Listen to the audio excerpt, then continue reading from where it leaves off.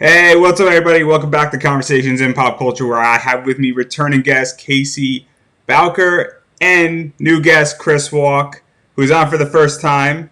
And so they are co-writers for the new comic Pursuit of Plastic, which I think launched today on Kickstarter. It did. It did. Yeah. And so welcome to the show, both of you. Obviously, Casey, you know how this works. Welcome, Chris, for Thank first you. time. So how are you guys? Excellent. Super excited. Finally launching this thing. So very good. Get a little of that anxiety out and building more. Yeah, well, that's true. Well. We're obviously talking about Pursuit of Plastic, and we're going to get into some of that. But I think the best place where to start with this comic is that considering it's a new series. What is the given premise, and what is the basic premise for this comic? Because it is brand new, and it's a launch of a new series, and so people are going to be hearing about this for the first time. So, what is it, and what's the story? Chris, you wanna give the elevator speech? I've been working on my shorter elevator Yeah, speech, yeah. the 4-story building. Yes. So, The Pursuit of Plastic, it follows a story of two best friends and their sassy robots, and they embark on an interdimensional adventure through different toy worlds. Uh, and so they have to stop this evil overlord from taking over the galaxy. That's pretty good. That's as short as you get. Yeah, and let's talk about this because this is very much what I like to call a love letter to toy collecting and a lot of people's childhoods. Maybe more on the male side of things than females per se. And I hate to be gendering that way, but it definitely touches my heart as and my inner 5-year-old. And there's a lot of stuff going on with this, so I'm just curious even where the concept came from for this. Yeah, so Chris and I, we've been running our website, don'tforgetatowel.com, for the last 8 years. And we actually had a section of our podcast. Actually, no, sorry, we had a whole podcast called Pursuit of Plastic, which was just devoted to toy histories and toy hunting. And kind of from that evolved this story of these two best friends, which write what you know. So we put ourselves in the comic, and it's like you just said, it is a real love letter to that nostalgic time, in our lives, for anybody, boy, girl, whatever. Like anyone who went to their backyard and took a Barbie and took a Transformer and had them all play together. You know what I mean? Like that's what this comic is about. Is really like friendship, because it is a family-friendly comic, and taking that to another level with going and checking out all these toys and the feelings of nostalgia associated with that. So that's what has us super excited. Yeah, and to talk about that, because toy collecting is a fascinating world in general. It's a very expensive world in a lot of other ways as well, where people are now spending good money for a Thundercats tricycle from back in the 80s, apparently. And so we have people out there who are very particular and hunt for their childhood toys and that are in their 50s at this point. And this comic definitely plays to that. It takes it to a whole more fun level. But what is that like to really get that balance with it? Because you have that fun element and you have that adventure element to it, but you are also stepping into that world and playing to it. And I don't know if that thought even came across your mind, where it's kind of half and half in many ways, and it's cool to do it because there is a fine line, right, with that sector and that collecting world. You know what I what I keep reminding myself of is that how big pop culture is now, especially geek pop culture across the board. I believe now there's a collectible for everybody out there, and every day I get a press release or I go online, I see news articles about new stuff. It blows my mind about how much stuff these companies can put out and still have an audience. So I really feel like this is a brand new, almost a brand new renaissance. Like you mentioned, we have a lot of people who are hunting down these vintage toys, which is a whole different aspect of it, but also just the fact that we are just have all these different toys thrown at us day after day. Sometimes it's overwhelming. So I just feel like geeks right now are just are the cool guys, as we should have always been, and we know it. And now these kind of hobbies are kind of coming out into the spotlight, from toy photography to toy collecting, and it's nothing to be embarrassed about. I never was, and now it's just it's the cool thing, I guess. Yeah, and to even jump off of that, given that there's so much press out there about this now, and there's so many toys coming out, and there's so many versions of toys, then you got video games now producing toys and vice versa. What is that like to write your comic? Because you have an infinite amount to pull from in many ways. And that is sort of complicated because you have probably a good problem where do you go when you're traveling in all these worlds? Because you could go in 10 different directions and there's not a wrong choice anymore. And so how do you decipher all that? Because I know that I'm in the middle of writing something myself, and I don't have as many choices in what I'm writing that it seems that you two have in creating this. Yeah, I would say, just like you said, it's a good problem to have. Like, Chris and I have been friends for a very long time, almost like 30 years almost. And that's one of the things that we always bonded over, is our love of toys and hunting toys specifically. And, we come at this as collectors from, back in the 80s and the 90s on through, as well as current toy collectors. So we've got like a broad history of like what came before us, like those old G.I. Joes and Barbies and stuff like that. And then as we were growing up, the He-Man and Transformers and G.I. Joe again. And then, and then you get into things like McFarlane Toys and Toy Biz and Marvel Legends, where we are now, and all these other companies that Chris and I, Hot Toys, like, so just kind of piggybacking off of that, like the series has some legs to it, because there really isn't a finite number of worlds that we can explore. Like, we've got some core ones that we really want everyone to touch on, like a Lego world. Everyone knows Legos, a He-Man world, everyone, you know what I mean? Like a Transformers world. So we want to make sure that, but those worlds have, if you have a world full of Transformers and a bunch of changing cars, well, that happened in Mask. That's happened in Hot Wheels. That's happened in, you know what I mean? So GoBots, like, so you can kind of mix and match like how those worlds are and blend a bunch of different things. So it's really excited where we can take the series, with the core group that we're introducing, the two best friends and their robot, and then also just what happened before this. How long have these toy worlds been around? What happens in the future? You know what I mean? So like, we've got some different ideas that we can go all over the place without trying to overwhelm people. Yeah, and that's something that I like, because I'm a big type of person who likes to build the world, and I like world building as a whole. And that's something that I'm enjoying in my own project, is more so than the dialogue and the actions. I'm enjoying building the world of what I'm doing. And given that you have so many toys and so many recognizable positions, and there are certain toys, and you mentioned Hot Wheels and Transformers and Masks and that stuff. I mean, that's Cars 101. And then you could even throw in Cars, the movie, also in many ways is a great example of that. And then fast forward, and even to jump and raise it up a notch, I'm a big Forza Horizon 4 guy. And that world is just beautifully done, and that's a video game world. And so I just love the way this is going and the potential of it.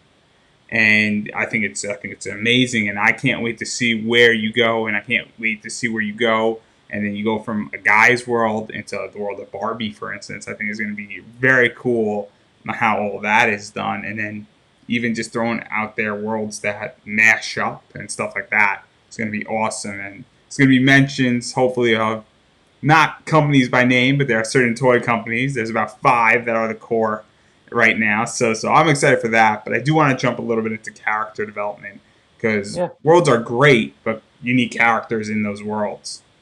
And so obviously you two play yourselves. So easy to write.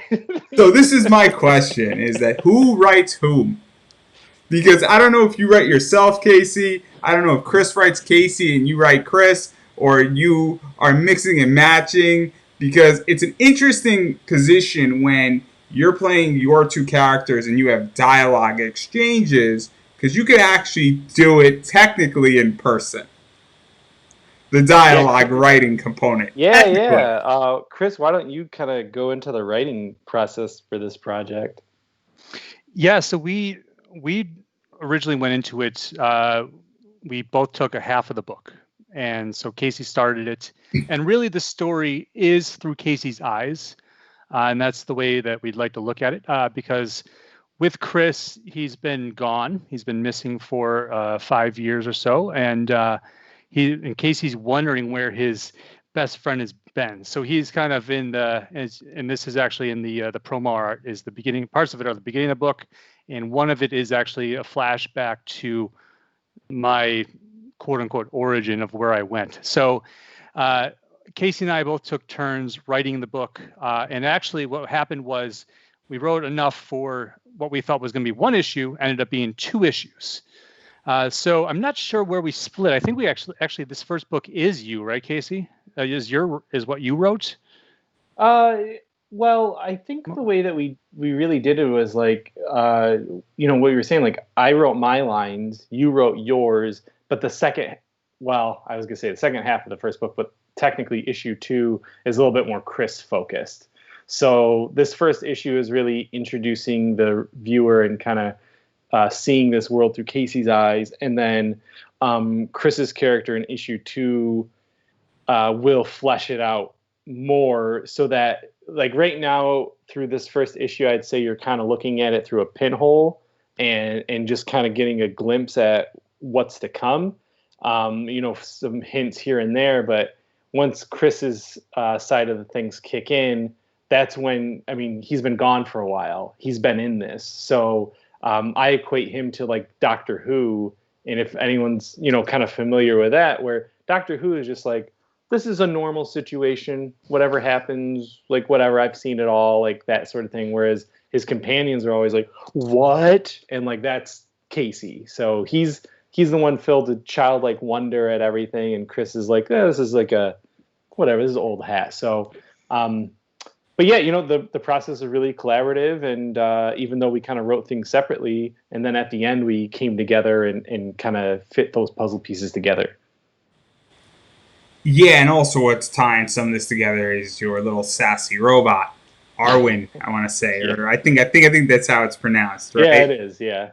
And so this robot is just fun. It's comedy. It really helps the flow of it, and it helps to make everything flow smoother. And so, what was this development like in bringing this character out there? Because there's some fun stuff that this character can do, and there's a lot of potential for this character. I think like because we don't want to. You can still throw in pop culture references and not get sued.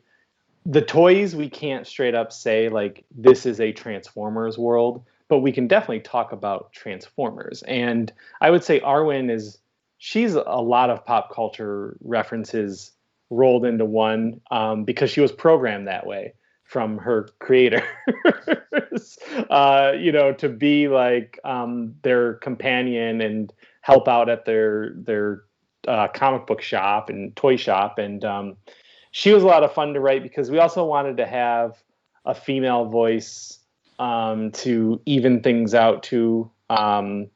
Just having 2 dudes living out their childhood fantasies, it's great. Because that's really, in a comic book, that's what Chris and I would love to do this. But it was cool to have someone to balance it out. And I think she is a lot of fun. And I think, again, to the family-friendly aspect of what we're going for with this is that we want it to be that anyone of any age can pick up this comic and relate to at least one of the characters, even if she is a sassy robot. Like, R2, D2, and C-3PO, they're still very relatable, even though they're not, technically humans. So. Yeah, I'm not going to push on that one because I got a feeling more is coming out dealing with her and everything. And then I want to talk about Skeletor. The big bad. which is the fourth character and the fourth core character, really, because there's really only 4 core characters at the moment. And Yeah. obviously, I'm joking when I say Skeletor, but this character definitely looks and has that 1980s, 1970s He-Man vibe to it, and the art and the color scheme.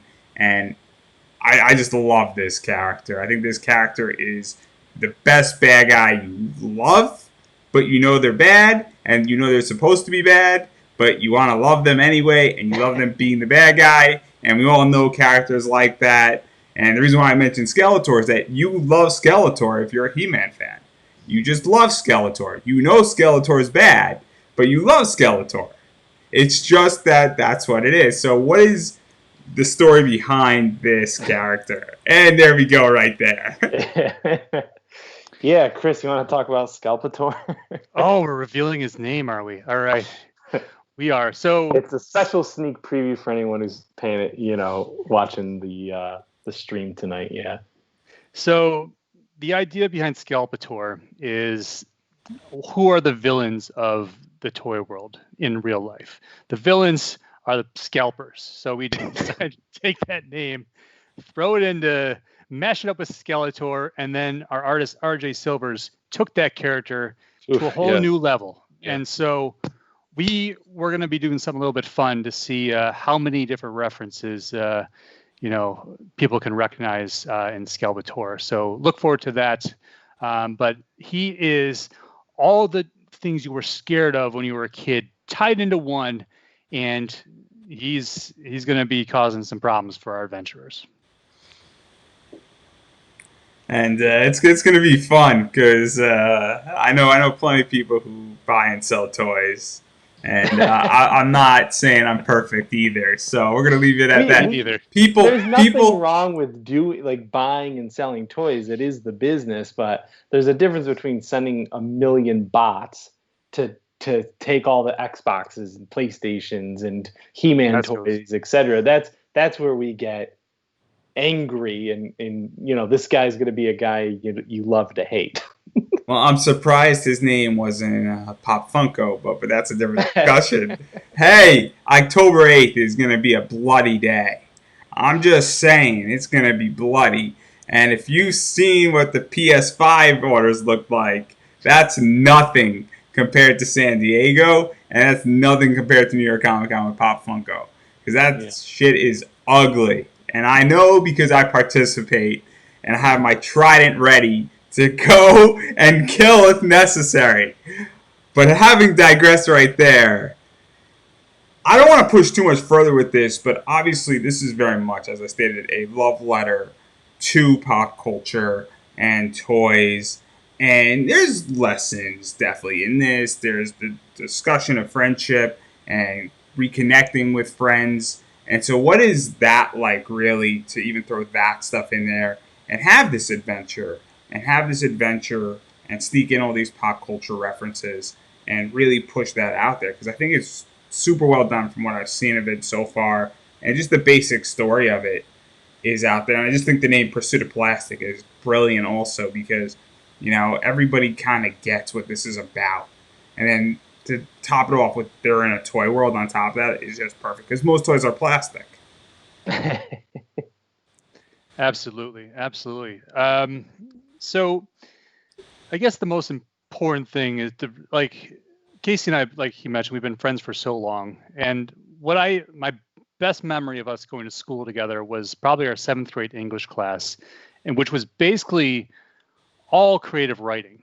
And so we could go off into, we'd be broken up into groups or whatever, and we'd just go write about aliens and predators and Marvel characters and all this stuff. So it was something that he and I always had a great time doing, creating and writing together. And so for this, I think that just really helped with the creative process. And so it also helped, with the character development, like you said. So best friends reuniting and then going on this adventure together.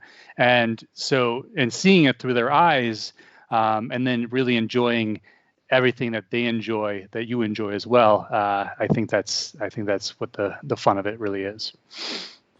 I want to take it one step further too, though, is when you, to your point of like a lesson, you know what I mean? Like when you watch these cartoons, and South Park always actually does a really good job of it because of what they did in the 80s.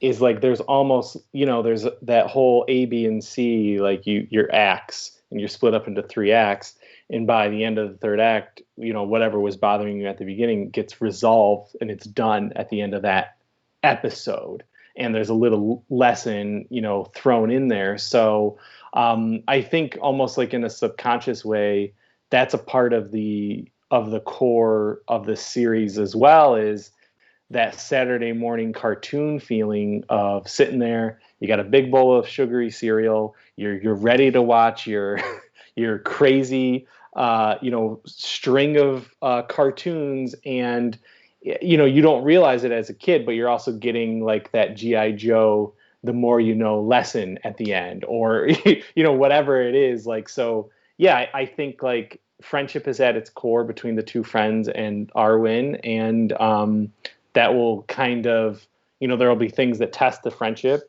things that already have tested the friendship with Chris being gone for so long, and how does that go throughout the series. So I think it will be a fun thing to explore, especially since that is one thing that Chris and I have not ever experienced. We haven't been apart for not emotionally, just physically. Well, that Right. can be arranged. I can arrange that for you. Just a phone call away. I got no problem. Making your writing job easier, right from the heart, Yeah. But I think you hit it perfectly, because that's kind of the vibe I got, is that it is sugary, this entire comic, where it is that treat where you wait all week for your Saturday morning cartoon, and that's what this book is. And if you look at the Kickstarter, you look at the art, that's kind of the vibe I get from it. I think that's the best way how to put it, is that it is that. And it is that Saturday morning block where, and I remember, and it's a little bit different when I was a kid because I'm a little bit younger than both of you. But I remember Saturday morning and WB Kids, and it was like the thing to do, and you wake up and you're all excited. So Yeah. that's how I view this book. But I do want to talk about the Inside Baseball, and the Kickstarter launched today. Yeah. And I know that you're around $600 right now as we're recording this. So that's pretty good so far, Yeah. being less than maybe 4 hours at the most, and I'm being generous when I say that, right? So yeah, you try to get above 20% on your first day, and that kind of puts you in a good place to know how the rest of the Kickstarter is going to go, because it always starts really high. Then there's that few week slump or a couple week slump, and then the end week, especially those last 48 hours, is like just a roller coaster. And so I like to get as much of it funded early on so that I can kind of breathe. And then those last, those 2 weeks or so, you're just kind of maintaining and making sure you're still doing things like this, and making sure people are still staying relevant. So we're over 30% right now. I'm super excited for the first day. Like that's fantastic. That I can go, okay, cool. We're on a set trajectory for the rest of the weekend. And hopefully by the end of the weekend, we're sitting at closer to double this, like 60%, 70%. And I feel really good about it, knowing like, okay, we've got a full 3.5 weeks to get it funded, and we'll do it. I'll feel really great about it. Yeah, and before we dive into some of the rewards and convince hopefully some people to go actually get this thing funded, one Yeah. of the cool things, and I've seen it a lot more with Kickstarters and recent, is the music aspect now. And you have a theme song that's tied into this book. And so I just think that's a cool thing to talk about before we get into some of the inside baseball and dive further into the rewards and maybe open up a few toy chests here and there. But how did this come about? And I think Daniel Cooper did the theme song for you guys.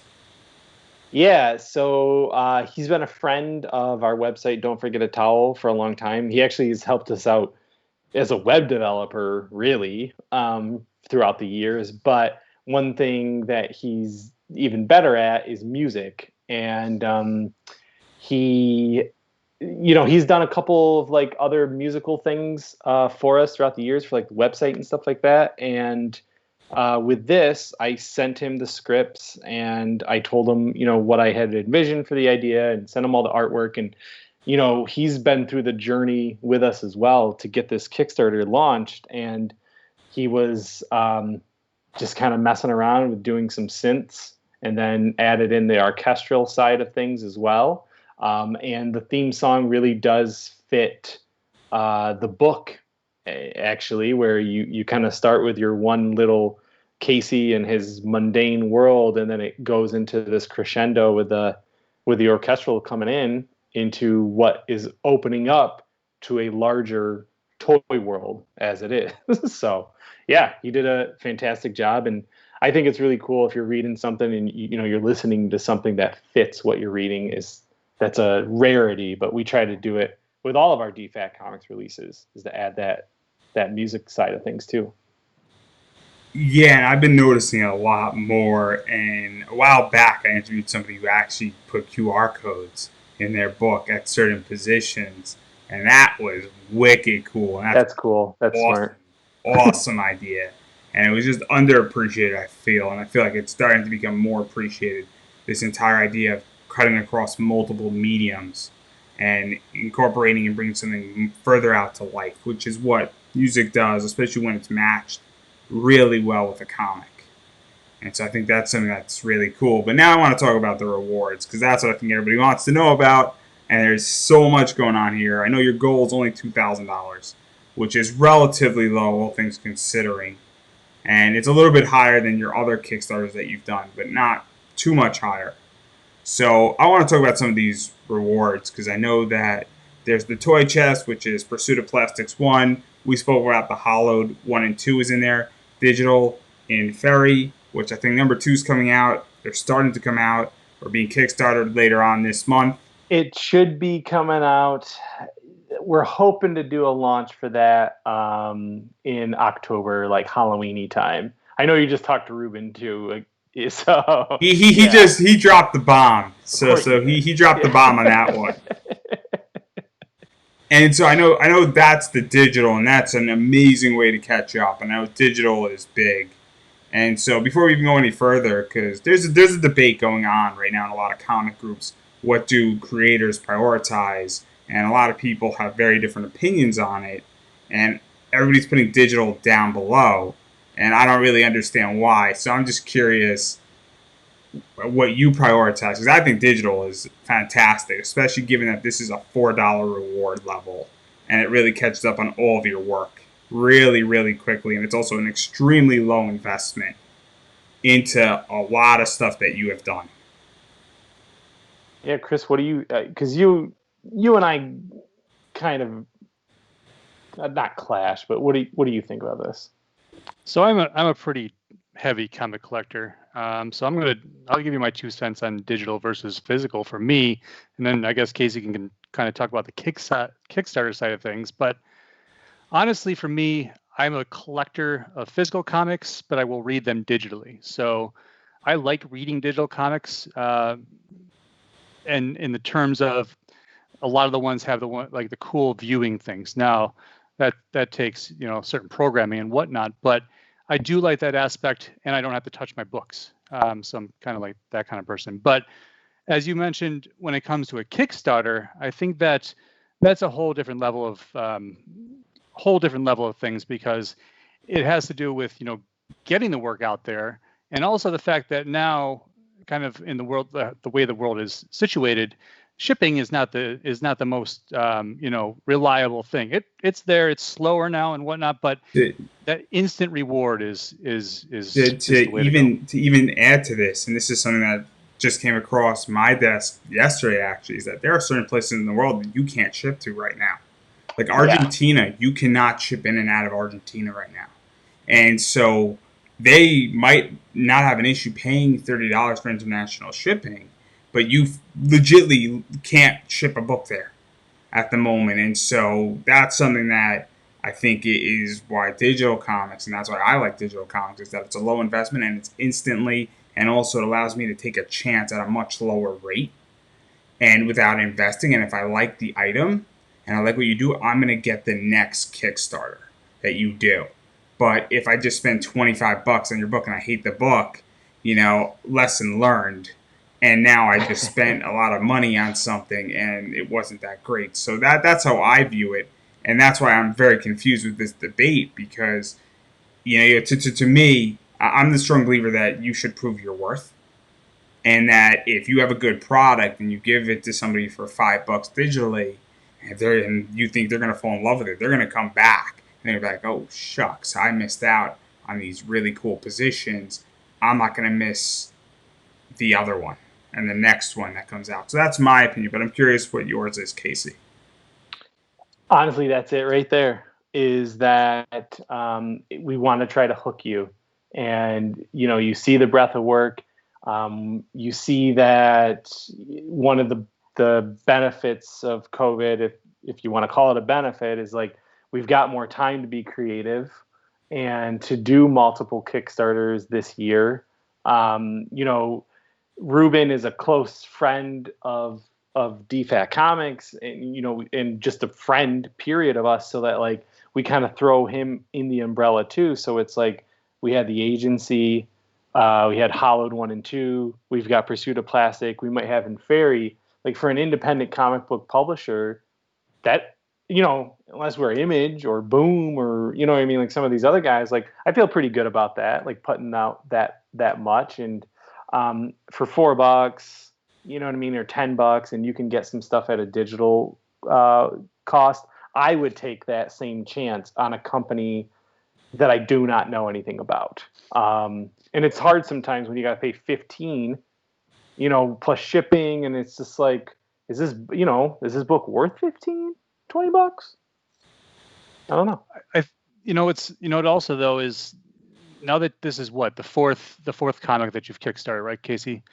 And so he's built this track record of being a very reliable Kickstarter person, and getting the books and the rewards out on time and providing that product. And that's the one thing about Kickstarter that some Kickstarters that frustrated me in the past. And I'd be like, where is this? It's 2 years later. For sure. And it's just, I think some people are like kind of skeptical when it comes to backing things. But once you get that track record and we can say, hey, this is the third title, the fourth book we're putting out, I think that just gives people more confidence to back it as well.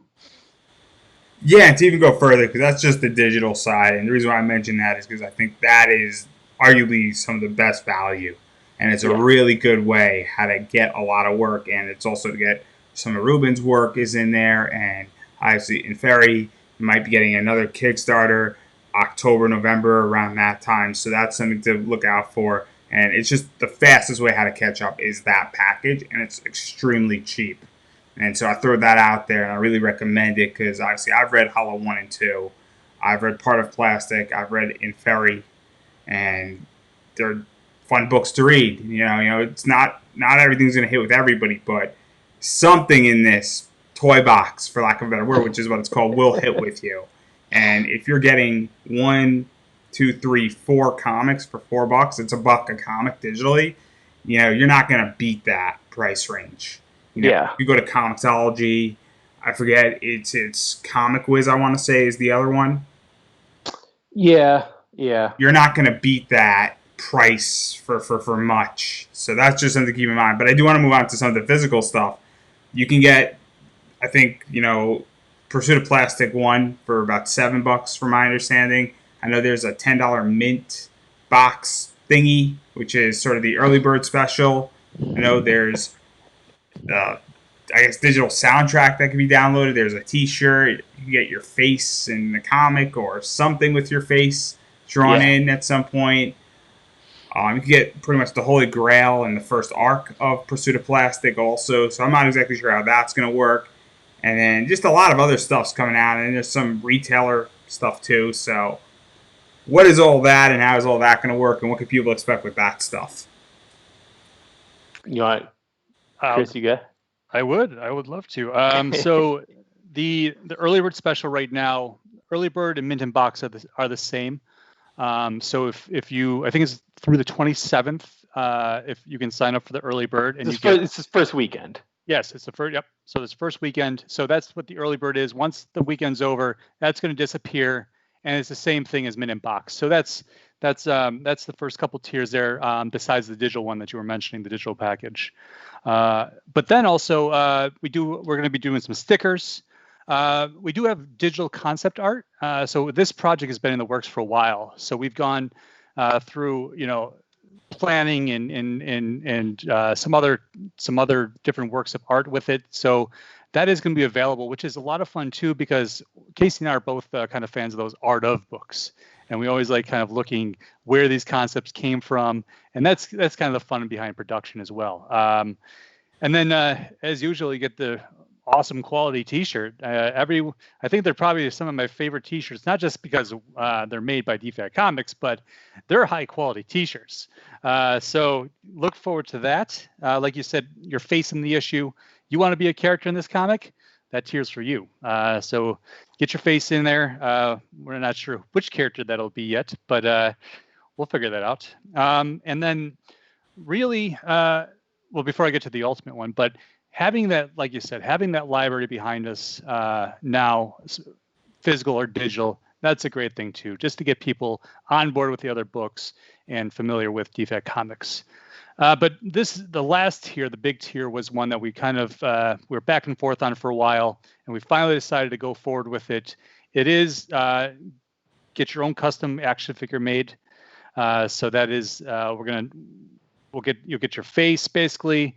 It's going to be, I believe it's like Amigo style. We're looking into that right now just to finalize it, and it's going to be cool because it does come in a package with a cool card back, which will be pursued with plastic, so you can display it.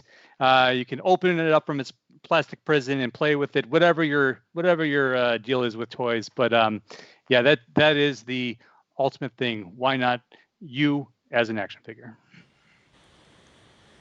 Yeah, and then even going further, because I want to convince people to back this project. Obviously, those rewards are fantastic, and the perks are always fun, and there's plenty of fun stuff that's coming with this. And I'm sure you guys got stretch goals that are planned, and I don't want to get too far ahead of stuff.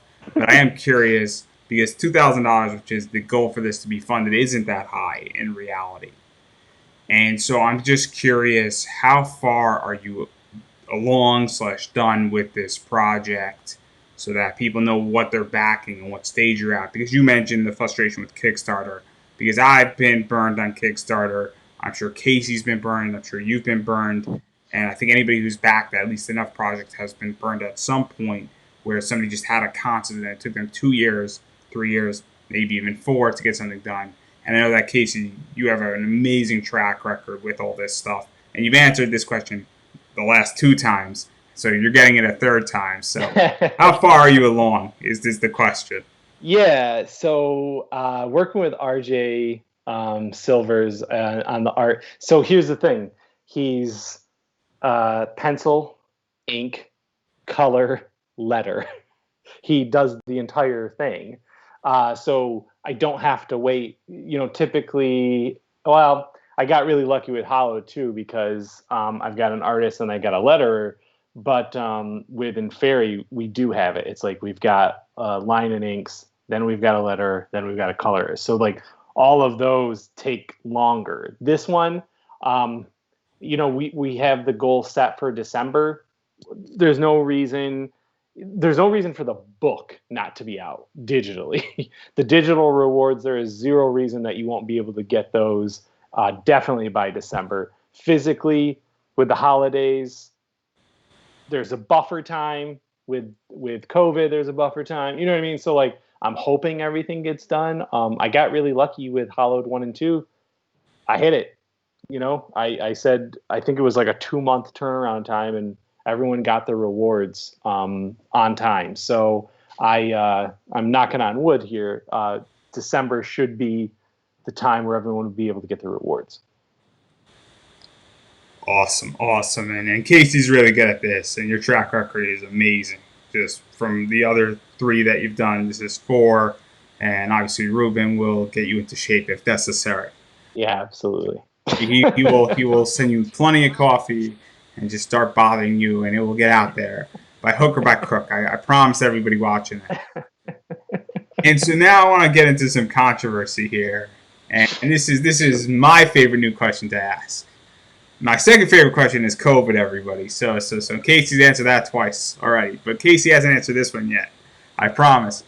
So Kickstarter is right now very interesting. The crowdfunding space is beyond interesting. And a lot of big people are coming into crowdfunding on Kickstarter. We got Scott Yeah. Snyder, we got Keanu Reeves, we got Jeff Lemire's been on there for a while. Charles Soule and Ryan Brown are starting to get out their curse word book. Todd McFarlane has come over to the Kickstarter route. Yep. And I'm missing a few others, I think. But I think the idea is got it. So how do you guys feel about big names coming in? And what do you think it's going to do to Kickstarter? And what do you think both the positive and negatives are going to be? Because there are some on both sides. I honestly, it's a double-edged sword, because if you go and spend the $400 or whatever, or $1,200 to get the ultimate Keanu Reeves package, you're not even going to want to spend $4 to get ours. And you might not even see it because it's pushed so far down the tier levels. I don't know what the algorithm is on Kickstarter. I don't know if anyone's actually figured that one out, but like, there's a project. I can't remember if you talked to this guy. He just launched a project recently, Midnight Highway. Really Mike cool Tanner. concept. Mike Yeah. Tanner. So Mike Tanner's great.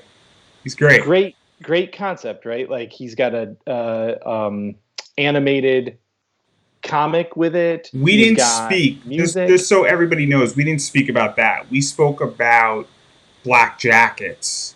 Okay, perfect. But the point remains the same. I just want to make it clear before anybody assumes that we spoke about that, because I don't want to false advertise. But Mike Tanner definitely worked on that. But continue.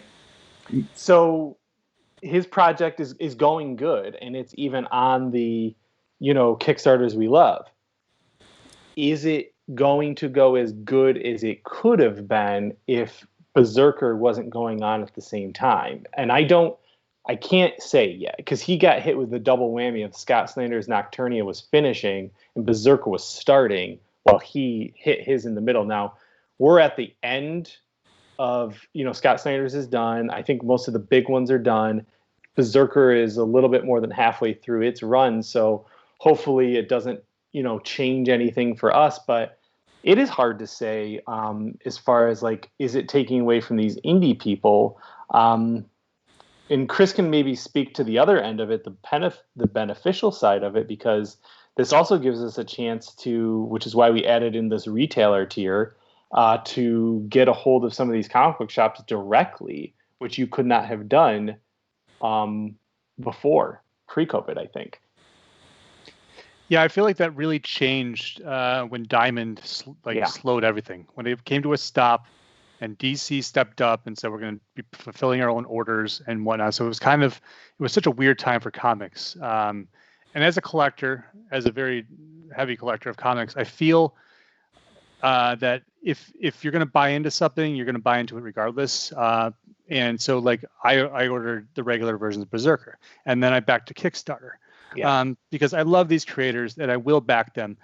I feel, as much as I do agree with the double-edged sword, I do feel that these Kickstarters will bring more people to Kickstarter that maybe never thought about it before, or just like, oh, I don't back those comics or whatever. But I just think maybe it will create a new audience, and maybe we'll see more of these things happening, and just kind of it may be beneficial in the end.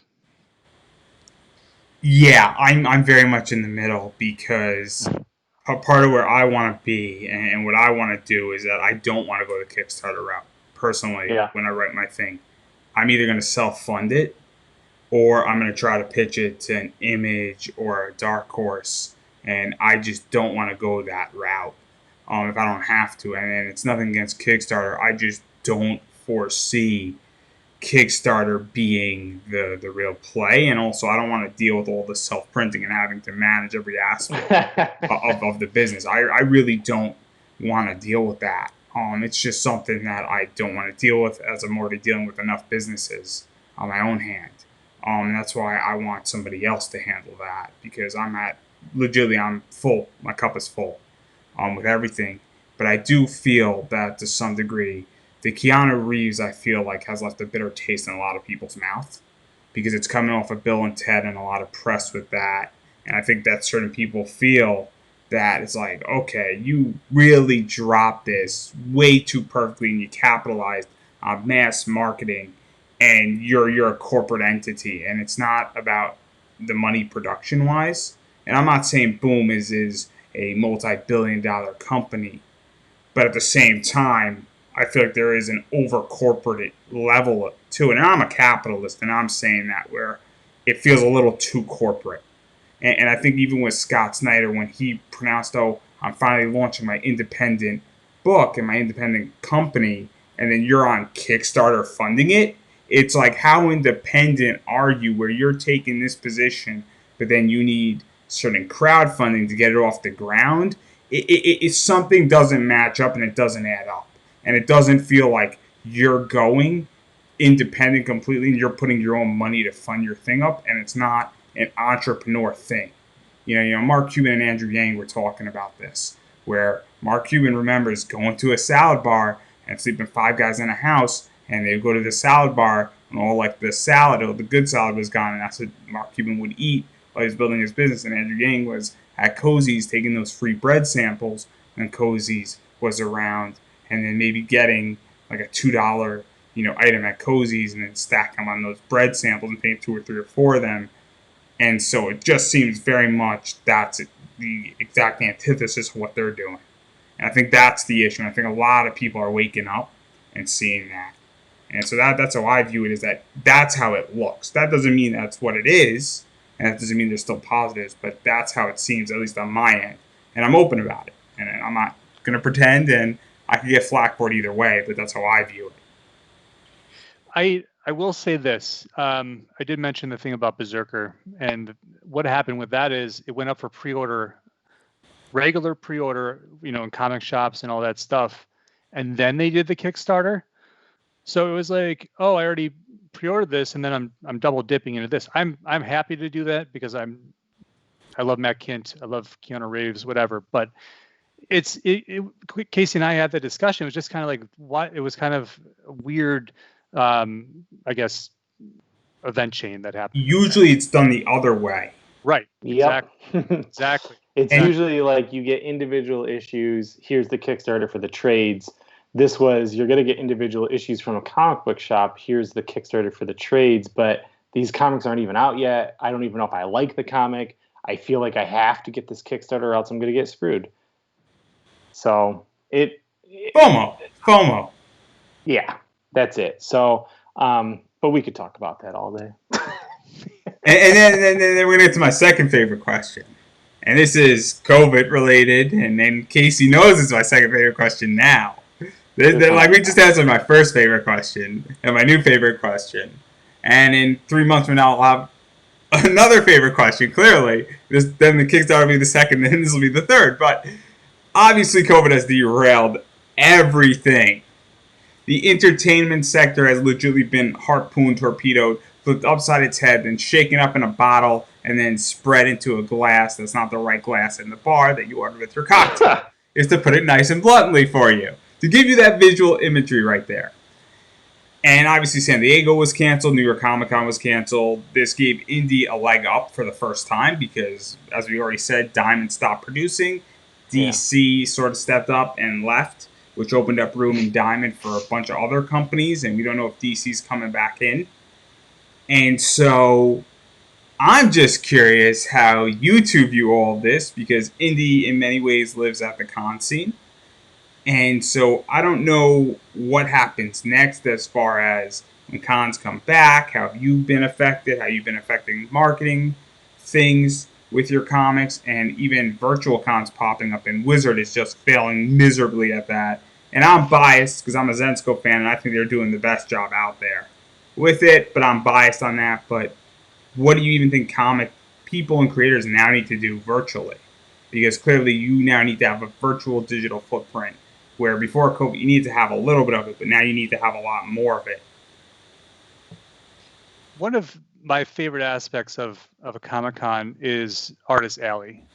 And so that, when San Diego did theirs, and that was a very poorly run virtual event period. But they did nothing to really highlight any of them. And that was kind of like what the heck? It's very simple to do this. All it took was one person to kind of coordinate, get these names together, make these virtual showrooms or whatever. But that aspect being cut out made this San Diego even more of just a pop culture convention. It's not even about comic books or anything like that anymore. And that's kind of what has been happening. And that's why I like these smaller shows a lot more. But at the same time, we've been stuck inside. And with that, I think it helps with the creation, the creative juices flowing. It just sometimes if people need that, and they need that kind of like separation from society, get more concentrated and put some more stuff out. So I think with the lack of the major things, like we're not going to get movies, like movies are going to be very far in between for a while, TV shows, all that stuff. But what we're going to see more of are comics and video games and things like that. So I think we will see more of an indie push as time goes on here. I agree. Yeah, I think it sucks that we can't do cons because for the indie creator, that is a lot of their bread and butter.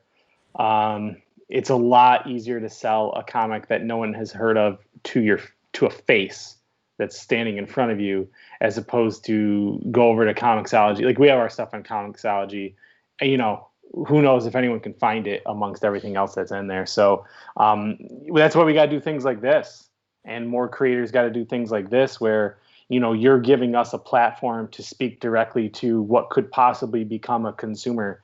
And that's it. So it's all about the indie people banding together. It's not a time to think that you're better than anyone else because the playing field is more level than it ever has been. If Matt Kint and Scott Snyder have to go to Kickstarter, then clearly the playing field has been leveled at some point. So I think it's all about doing these kind of things and being creative and being lucky enough to get on a platform or, to say, hey, let's do a spotlight for these creators because in this world, we need those human connections. And if the cons aren't letting us do it, then, we got to do it this way.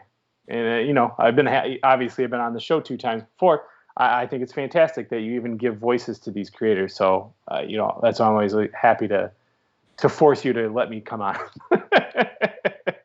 Yeah, I'm happy to interview anybody. And for those who don't know, I interview a variety of people across the sector. It's not just indie creators. Yeah. This actually started because of a lot of indie wrestlers.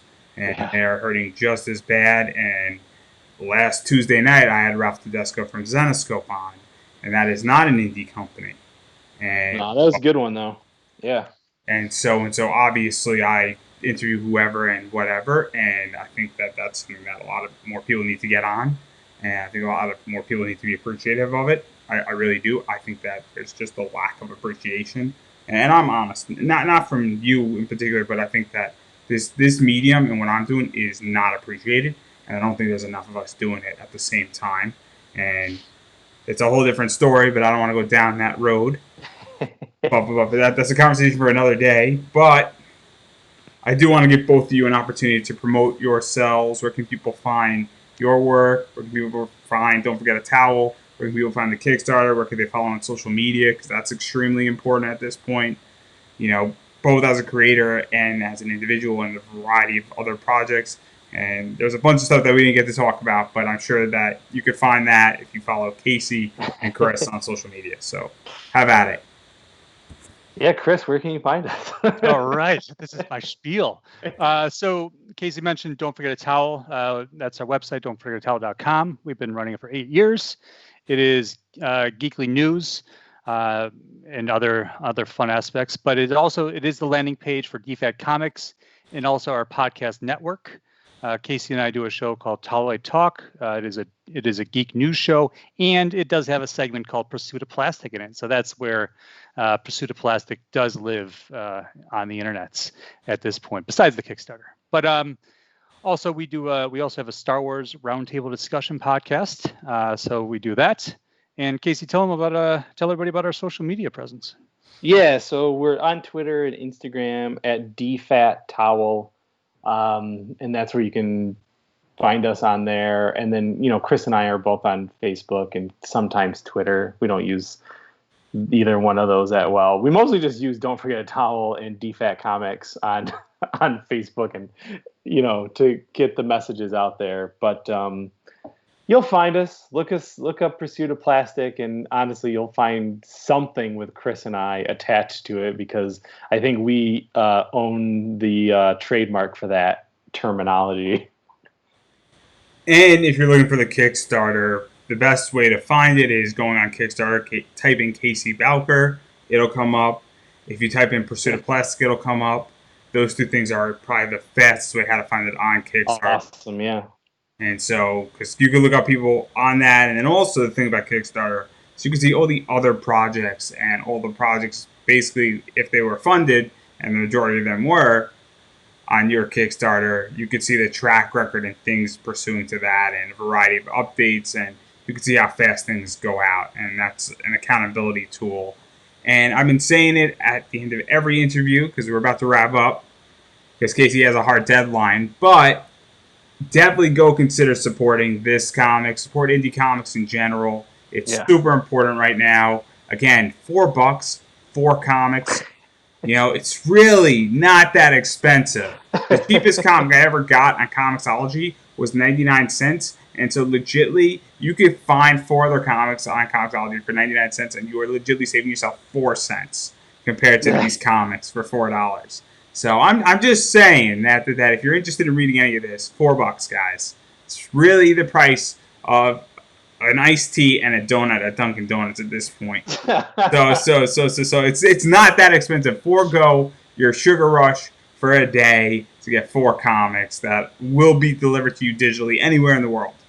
And at the same time, if you can afford to do it, because money's tight, and there are some people that $4 goes a long way, and it's a lot of money right now, and you're concerned, and that $4 means the difference between you and your family eating, or you and your family having electricity, or you and your family making your mortgage, please, by the love of God, do not risk your economic security to get this comic. That is something that I'm not going to put myself out there, because obviously you have to take care of yourself first.